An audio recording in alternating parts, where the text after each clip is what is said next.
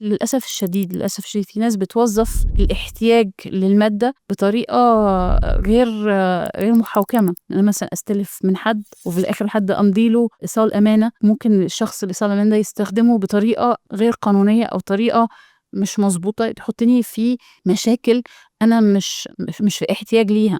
إزاي إن أنا لمّا حد أستلف حتى من مؤسسات معيّنة، أستلف مبلغ معيّن قصاد فايدة معيّنة، أقدر أعرف قد إيه أنا الكفاءة المادية إن أقدر أدفعها للشخص اللي أنا أو للentity اللي أنا باستلف منها. فالوعي بس مش في الصرف، الوعي كمان في إن أنا إزاي ما بادّخر، لإن في حاجات أنا ممكن يبقى معايا فلوسها بس مش هاشتريها، أفضل لي financially أفضل لي إن أنا أستلف واشتريها. وده نفس المبدأ بتاع التمويل الاستهلاكي. let's say الكوباية دي ب100 جنيه وأنا معايا 100 جنيه، بال100 جنيه دي أنا هاصرف ال100 جنيه كلّها على كوباية واحدة.